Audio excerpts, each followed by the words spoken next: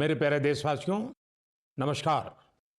मन की बात में आप सबका स्वागत है, अभिनंदन है। आप सब इस समय योग की ऊर्जा और अंतर्राष्ट्रीय योग दिवस की स्मृतियों से भरे होंगे। इस बार भी 21 जून को देश दुनिया के करोड़ों लोगों ने अंतर्राष्ट्रीय योग दिवस में हिस्सा लिया। आपको याद है, 10 साल पहले इसका प्रारंभ हुआ और 10 साल में ये सिलसिला हर साल पहले से भी ज्यादा भव्य बनता जा रहा है। ये इस बात का भी संकेत है कि ज्यादा से ज्यादा लोग अपने दैनिक जीवन में योग को अपना रहे हैं। हमने इस बार योग दिवस की कितनी ही आकर्षक तस्वीरें देखी हैं। विशाखापत्तनम के समुद्र तट पर 3 लाख लोगों ने एक साथ योग किया। विशाखापत्तनम से ही एक और अद्भुत दृश्य सामने आया। 2000 से ज्यादा आदिवासी छात्रों ने 108 मिनट तक 108 सूर्य नमस्कार किए। सोचिए कितना अनुशासन, कितना समर्पण रहा होगा। हमारे नौसेना के जहाजों पर भी योग की भव्य झलक दिखी। तेलंगाना में 3000 दिव्यांग साथियों ने एक साथ योग शिविर में भाग लिया। उन्होंने दिखाया कि योग किस तरह सशक्तिकरण का माध्यम भी है। दिल्ली के लोगों ने योग को स्वच्छ यमुना के संकल्प से जोड़ा और यमुना तट पर जाकर योग किया। जम्मू कश्मीर में चिनाब ब्रिज, जो दुनिया का सबसे ऊंचा रेलवे ब्रिज है, वहां भी लोगों ने योग किया। हिमालय की बर्फीली चोटियां और आईटीबीपी के जवान, वहां भी योग दिखा। साहस और साधना साथ साथ चले। गुजरात के लोगों ने भी एक नया इतिहास रचा। वड़नगर में 2121 लोगों ने एक साथ भुजंगासन किया और नया रिकॉर्ड बना दिया। न्यूयॉर्क, लंदन, टोक्यो, पेरिस, दुनिया के हर बड़े शहर से योग की तस्वीरें आई और हर तस्वीर में एक बात खास रही: शांति, स्थिरता और संतुलन। इस बार की थीम भी बहुत विशेष थी। Yoga for one earth one health, यानी एक पृथ्वी एक स्वास्थ्य। ये सिर्फ एक नारा नहीं है, एक दिशा है जो हमें वसुधैव कुटुंबकम का एहसास कराती है। मुझे विश्वास है इस बार के योग दिवस की भव्यता ज्यादा से ज्यादा लोगों को योग को अपनाने के लिए जरूर प्रेरित करेगी। मेरे प्यारे देशवासियों, जब कोई तीर्थ यात्रा पर निकलता है तो एक ही भाव सबसे पहले मन में आता है: चलो, बुलावा आया है। यही भाव हमारे धार्मिक यात्राओं की आत्मा है। ये यात्राएं शरीर के अनुशासन का, मन की शुद्धि का, आपसी प्रेम और भाईचारे का, प्रभु से जुड़ने का माध्यम है। इनके अलावा इन यात्राओं का एक और बड़ा पक्ष होता है। ये धार्मिक यात्राएं सेवा के अवसरों का एक महाअनुष्ठान भी होती हैं। जब कोई भी यात्रा होती है तो जितने लोग यात्रा पर जाते हैं, उससे ज्यादा लोग तीर्थ यात्रियों की सेवा के काम में जुड़ते हैं। जगह जगह भंडारे और लंगर लगते हैं। लोग सड़कों के किनारे प्याऊ लगवाते हैं। सेवा भाव से ही मेडिकल कैंप और सुविधाओं की व्यवस्था की जाती है। कितने ही लोग अपने खर्च से तीर्थ यात्रियों के लिए धर्मशालाओं की और रहने की व्यवस्था करते हैं। साथियों, लंबे समय के बाद कैलाश मानसरोवर यात्रा का फिर से शुभारंभ हुआ है। कैलाश मानसरोवर यानी भगवान शिव का धाम। हिंदू, बौद्ध, जैन हर परंपरा में कैलाश को श्रद्धा और भक्ति का केंद्र माना गया है। साथियों, 3 जुलाई से पवित्र अमरनाथ यात्रा शुरू होने जा रही है और सावन का पवित्र महीना भी कुछ ही दिन दूर है। अभी कुछ दिन पहले हमने भगवान जगन्नाथ जी की रथ यात्रा भी देखी है। उड़ीसा हो, गुजरात हो या देश का कोई और कोना, लाखों श्रद्धालु इस यात्रा में शामिल होते हैं। उत्तर से दक्षिण, पूरब से पश्चिम, ये यात्राएं एक भारत श्रेष्ठ भारत के भाव का प्रतिबिंब है। जब हम श्रद्धा भाव से, पूरे समर्पण से और पूरे अनुशासन से अपनी धार्मिक यात्रा संपन्न करते हैं तो उसका फल भी मिलता है। मैं यात्राओं पर जा रहे सभी सौभाग्यशाली श्रद्धालुओं को अपनी शुभकामनाएं देता हूं। जो लोग सेवा भावना से इन यात्राओं को सफल और सुरक्षित बनाने में जुटे हैं, उन्हें भी साधुवाद देता हूं। मेरे प्यारे देशवासियों, अब मैं आपको देश की 2 ऐसी उपलब्धियों के बारे में बताना चाहता हूं जो आपको गर्व से भर देंगी। इन उपलब्धियों की चर्चा वैश्विक संस्थाएं कर रही हैं। WHO यानी विश्व स्वास्थ्य संगठन और ILO यानी इंटरनेशनल लेबर ऑर्गेनाइजेशन ने देश की इन उपलब्धियों की भरपूर सराहना की है। पहली उपलब्धि तो हमारे स्वास्थ्य से जुड़ी है। आप में से बहुत से लोगों ने आंखों की एक बीमारी के बारे में सुना होगा, ट्रैकोमा। ये बीमारी बैक्टीरिया से फैलती है। एक समय था जब ये बीमारी देश के कई हिस्सों में आम थी। ध्यान नहीं दिया जाए तो इस बीमारी से धीरे धीरे आंखों की रोशनी तक चली जाती थी। हमने संकल्प लिया कि ट्रैकोमा को जड़ से खत्म करेंगे। और मुझे आपको ये बताते हुए बहुत खुशी है कि विश्व स्वास्थ्य संगठन यानी WHO ने भारत को ट्रैकोमा फ्री घोषित कर दिया है।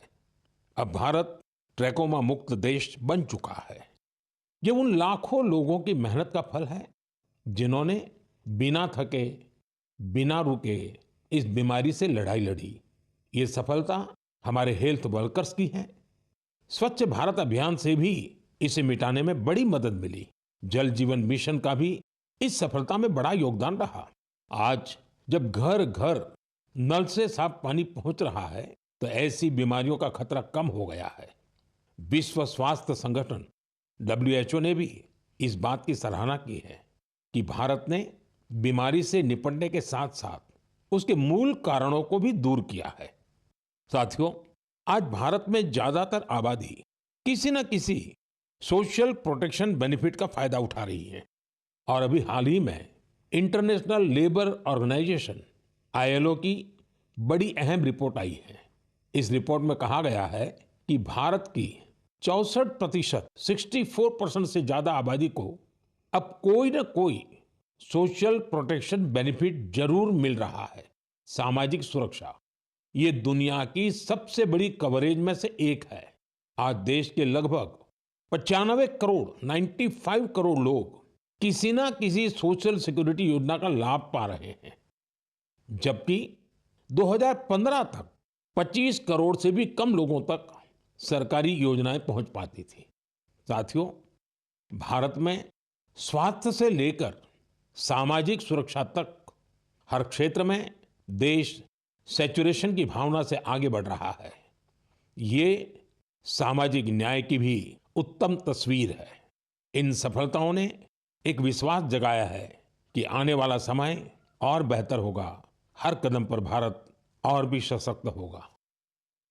मेरे प्यारे देशवासियों, जन भागीदारी की शक्ति से बड़े बड़े संकटों का मुकाबला किया जा सकता है। मैं आपको एक ऑडियो सुनाता हूं। इस ऑडियो में आपको उस संकट की भयावहता का अंदाजा लगेगा। वो संकट कितना बड़ा था, पहले वो सुनिए, समझिए। आखिर ये जो जुल्म हुआ 2 साल तक, जुल्म तो 5-7 साल से शुरू हो गया था, मगर वो शिखर पर पहुंच गया है 2 साल में जब इमरजेंसी लोगों पर ठोक दी और अमानुषी बर्ताव लोगों के साथ किया गया। लोगों के स्वतंत्रता के हक छीन लिए गए, अखबारों को कोई स्वतंत्रता न रही, न्यायालय बिल्कुल निर्बल बना दिए गए और जिस ढंग से 1 लाख से ज़्यादा लोगों को जेल में बंद कर दिए और फिर अपने मनमानी राज की ओर से होती रही, उसकी मिसाल दुनिया के इतिहास में भी मिलना मुश्किल है। साथियों, ये आवाज देश के पूर्व प्रधानमंत्री श्रीमान मोरारजी भाई देसाई की है। उन्होंने संक्षेप में लेकिन बहुत ही स्पष्ट तरीके से इमरजेंसी के बारे में बताया। आप कल्पना कर सकते हैं वो दौर कैसा था। इमरजेंसी लगाने वालों ने ना सिर्फ हमारे संविधान की हत्या की, बल्कि उनका इरादा न्यायपालिका को भी अपना गुलाम बनाए रखने का था। इस दौरान लोगों को बड़े पैमाने पर प्रताड़ित किया गया था। इसके ऐसे अनेक उदाहरण हैं जिन्हें कभी भी भुलाया नहीं जा सकता। जॉर्ज फर्नांडिस साहब को जंजीरों में बांधा गया था। अनेक लोगों को कठोर यातनाएं दी गई। मिसा के तहत किसी को भी ऐसे ही गिरफ्तार कर लिया जाता था। स्टूडेंट्स को भी परेशान किया गया। अभिव्यक्ति की आजादी का भी गला घोंट दिया गया। साथियों, उस दौर में जो हजारों लोग गिरफ्तार किए गए, उन पर ऐसे ही अमानवीय अत्याचार हुए, लेकिन ये भारत की जनता का सामर्थ्य है। वो झुकी नहीं, टूटी नहीं और लोकतंत्र के साथ कोई समझौता उसने स्वीकार नहीं किया। आखिरकार जनता जनार्दन की जीत हुई। आपातकाल हटा लिया गया और आपातकाल थोपने वाले हार गए। बाबू जगजीवन राम जी ने इस बारे में बहुत ही सशक्त तरीके से अपनी बातें रखी थी। बहनों और भाइयों, पिछला चुनाव चुनाव नहीं था, भारत की जनता का एक महान अभियान था। उस समय के परिस्थितियों को बदल देने का, तानाशाही के धारा को मोड़ देने का और भारत में प्रजातंत्र की बुनियाद को मजबूत कर देने का। अटल जी ने भी तब अपने ही अंदाज में जो कुछ कहा था वो भी हमें जरूर सुनना चाहिए। बहनों और भाइयों, देश में जो कुछ हुआ उसे केवल चुनाव नहीं कह सकते। एक शांतिपूर्ण क्रांति हुई है।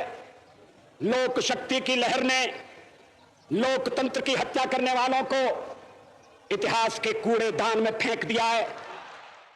साथियों, देश पर इमरजेंसी थोपे जाने के 50 वर्ष कुछ दिन पहले ही पूरे हुए हैं। हम देशवासियों ने संविधान हत्या दिवस मनाया है।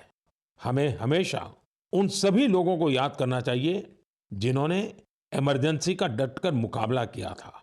इससे हमें अपने संविधान को सशक्त बनाए रखने के लिए निरंतर सजग रहने की प्रेरणा मिलती है। मेरे प्यारे देशवासियों, आप एक तस्वीर की कल्पना कीजिए। सुबह की धूप पहाड़ियों को छू रही है, धीरे धीरे उजाला मैदानों की ओर बढ़ रहा है और उसी रोशनी के साथ बढ़ रही है फुटबॉल प्रेमियों की टोली।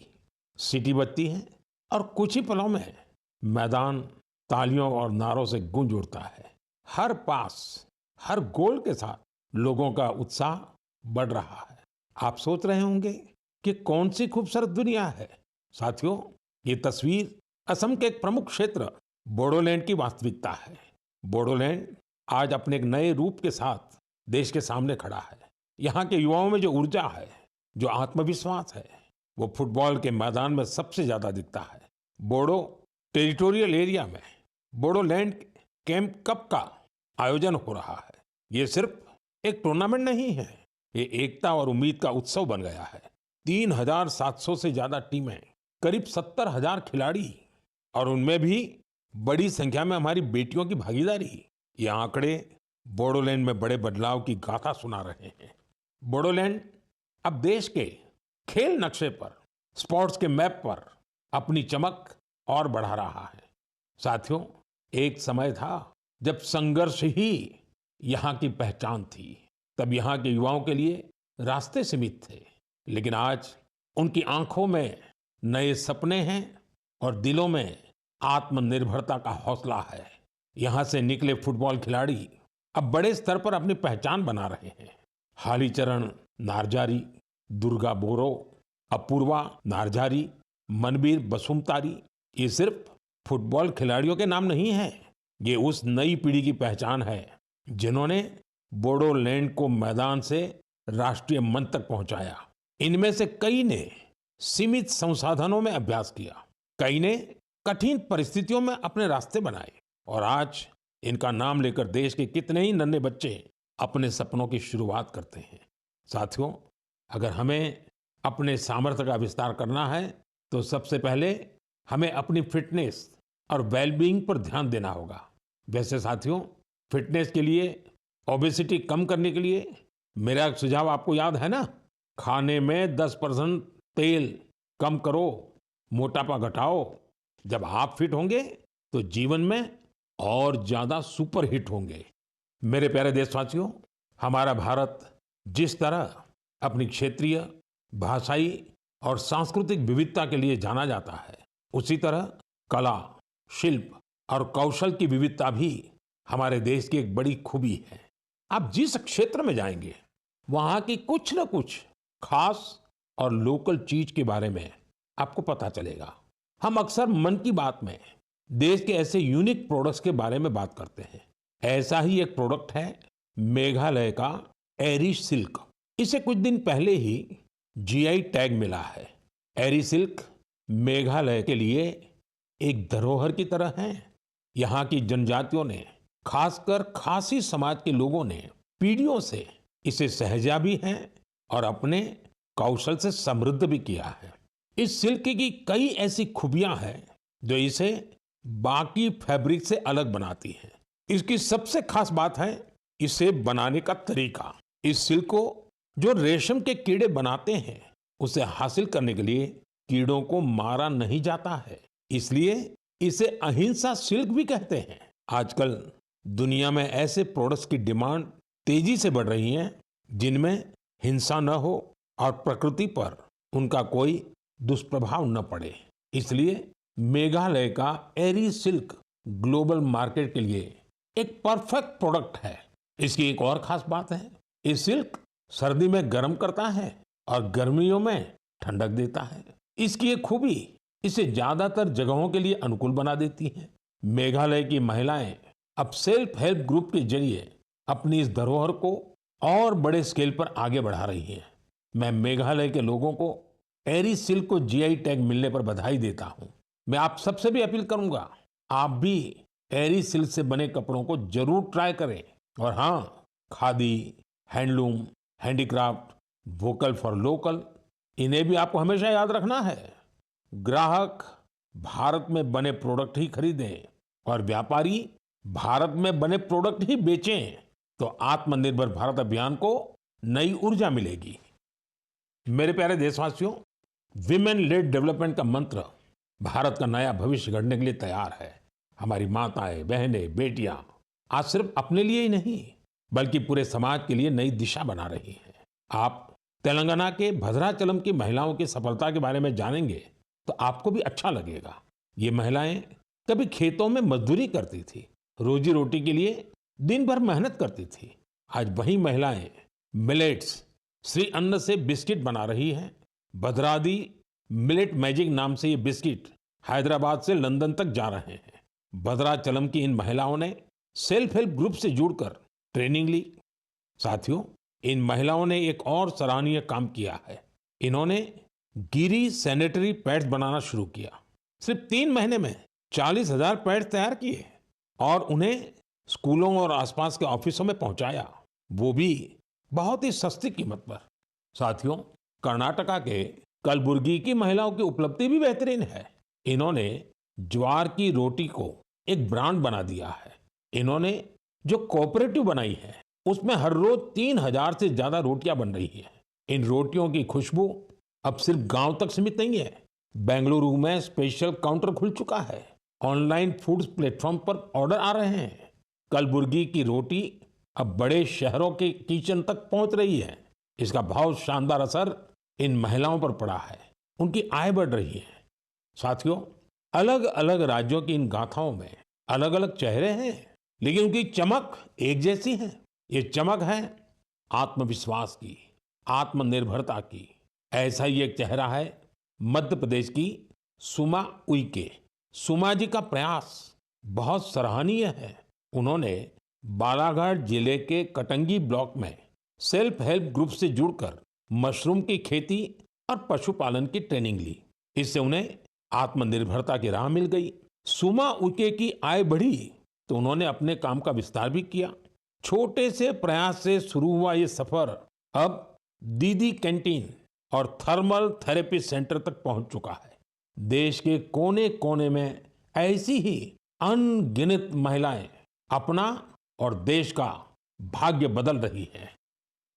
मेरे प्यारे देशवासियों, पिछले दिनों मुझे वियतनाम के बहुत से लोगों ने विभिन्न माध्यमों से अपने संदेश भेजे। इन संदेशों की हर पंक्ति में श्रद्धा थी, आत्मीयता थी। उनकी भावनाएं मन को छूने वाली थी। वो लोग भगवान बुद्ध के पवित्र अवशेषों, रिलिक्स के दर्शन कराने के लिए भारत के प्रति अपना आभार प्रकट कर रहे थे। उनके शब्दों में जो भाव थे वो किसी औपचारिक धन्यवाद से बढ़कर थे। साथियों, मूल रूप से भगवान बुद्ध के इन पवित्र अवशेषों की खोज आंध्र प्रदेश में पालनाडु जिले के नागार्जुन कोंडा में हुई थी। इस जगह का बौद्ध धर्म से गहरा नाता रहा है। कहा जाता है कि कभी इस स्थान पर श्रीलंका और चीन सहित दूर दूर के लोग आते थे। साथियों, पिछले महीने भगवान बुद्ध के इन पवित्र अवशेषों को भारत से वियतनाम ले जाया गया था। वहां के 9 अलग अलग स्थानों पर इन्हें जनता के दर्शन के लिए रखा गया।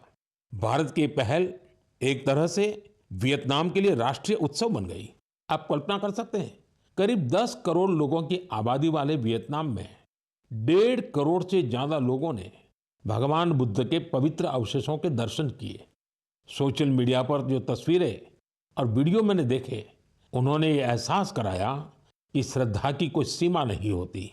बारिश हो, तेज धूप हो, लोग घंटों कतारों में खड़े रहे, बच्चे, बुजुर्ग, दिव्यांगजन सभी भाव विभोर थे। वियतनाम के राष्ट्रपति, उप प्रधानमंत्री, वरिष्ठ मंत्री, हर कोई नतमस्तक था। इस यात्रा के प्रति वहां के लोगों में सम्मान का भाव इतना गहरा था कि वियतनाम सरकार ने इसे 12 दिन के लिए और आगे बढ़ाने का आग्रह किया था और इसे भारत ने सहर्ष स्वीकार कर लिया। साथियों, भगवान बुद्ध के विचारों में वो शक्ति है जो देशों, संस्कृतियों और लोगों को एक सूत्र में बांधती है। इससे पहले भगवान बुद्ध के पवित्र अवशेष थाईलैंड और मंगोलिया ले जाए गए थे और वहां भी श्रद्धा का यही भाव देखा गया। मेरा आप सभी से भी आग्रह है कि अपने राज्य के बौद्ध स्थलों की यात्रा अवश्य करें। एक आध्यात्मिक अनुभव होगा, साथ ही हमारी सांस्कृतिक विरासत से जुड़ने का एक सुंदर अवसर भी बनेगा। मेरे प्यारे देशवासियों, इस महीने हम सब ने विश्व पर्यावरण दिवस मनाया। मुझे आपके हजारों संदेश मिले। कई लोगों ने अपने आसपास के उन साथियों के बारे में बताया जो अकेले ही पर्यावरण बचाने के लिए निकल पड़े थे और फिर उनके साथ पूरा समाज जुड़ गया। सबका यही योगदान हमारी धरती के लिए बड़ी ताकत बन रहा है। पुणे के श्री रमेश खरमाले जी, उनके कार्यों को जानकर आपको बहुत प्रेरणा मिलेगी। जब हफ्ते के अंत में लोग आराम करते हैं तो रमेश जी और उनका परिवार कुदाल और फावड़ा लेकर निकल पड़ते हैं। जानते हैं कहाँ? जुन्नर की पहाड़ियों की ओर। धूप हो या ऊंची चढ़ाई, उनके कदम रुकते नहीं। वो झाड़ियां साफ करते हैं, पानी रोकने के लिए ट्रेंच खोदते हैं और बीज बोते हैं। उन्होंने सिर्फ 2 महीनों में 70 ट्रेंच बना डाले। रमेश जी ने कई सारे छोटे तालाब बनाए हैं, सैकड़ों पेड़ लगाए हैं। वो एक ऑक्सीजन पार्क भी बनवा रहे हैं। नतीजा ये हुआ कि यहाँ अब पक्षी लौटने लगे हैं, वन्य जीवन को नई सांसें मिल रही हैं। साथियों, पर्यावरण के लिए एक और सुंदर पहल देखने को मिली है गुजरात के अहमदाबाद शहर में। यहाँ नगर निगम ने मिशन फॉर मिलियन ट्रीज अभियान शुरू किया है। लक्ष्य है लाखों पेड़ लगाना। इस अभियान की एक खास बात है सिंदूर वन। यह वन ऑपरेशन सिंदूर के वीरों को समर्पित है। सिंदूर के पौधे उन बहादुरों की याद में लगाए जा रहे हैं जिन्होंने देश के लिए सब कुछ समर्पित कर दिया। यहाँ एक और अभियान को नई गति दी जा रही है, एक पेड़ मां के नाम। इस अभियान के तहत देश में करोड़ों पेड़ लगाए जा चुके हैं। आप भी अपने आप के गांव या शहर में चल रहे ऐसे अभियान में जरूर हिस्सा लीजिए। पेड़ लगाइए, पानी बचाइए, धरती की सेवा कीजिए, क्योंकि जब हम प्रकृति को बचाते हैं तो असल में हम अपनी आने वाली पीढ़ियों को सुरक्षित करते हैं। साथियों, महाराष्ट्र के एक गांव ने भी बड़ी शानदार मिसाल पेश की है। छत्रपति संभाजीनगर जिले की ग्राम पंचायत है पाटोदा। ये कार्बन न्यूट्रल गांव पंचायत है। इस गांव में कोई अपने घर के बाहर कचरा नहीं फेंकता। हर घर से कचरा इकट्ठा करने की पूरी व्यवस्था है। यहाँ गंदे पानी का ट्रीटमेंट भी होता है। बिना साफ किए कोई पानी नदी में नहीं जाता। यहाँ उपलों से अंतिम संस्कार होता है और उस राख से दिवंगत के नाम पर पौधा लगाया जाता है। इस गांव में साफ सफाई भी देखते ही बनती है। छोटी छोटी आदतें जब सामूहिक संकल्प बन जाती हैं तो बड़ा बदलाव तय हो जाता है। मेरे प्यारे साथियों, इस समय सबकी निगाहें इंटरनेशनल स्पेस सेंटर पर भी है। भारत ने एक नया इतिहास रचा है। मेरी कल ग्रुप कैप्टन शुभांशु शुक्ला से बात भी हुई है। आपने भी शुभांशु से मेरी बातचीत को जरूर सुना होगा। अभी शुभांशु को कुछ और दिन इंटरनेशनल स्पेस सेंटर रहना है। हम मिशंस के बारे में और बातें करेंगे, लेकिन मन की बात के अगले एपिसोड में।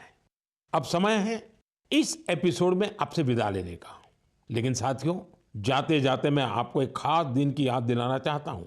1 जुलाई परसों यानी 1 जुलाई को हम 2 बेहद महत्वपूर्ण प्रोफेशंस का सम्मान करते हैं, डॉक्टर्स और सीए। ये दोनों ही समाज के ऐसे स्तंभ हैं जो हमारी जिंदगी को बेहतर बनाते हैं। डॉक्टर हमारे स्वास्थ्य के रक्षक हैं और सीए चार्टर्ड अकाउंटेंट आर्थिक जीवन के मार्गदर्शक हैं। मेरी सभी डॉक्टर्स और चार्टर्ड अकाउंटेंट्स को ढेर सारी शुभकामनाएं।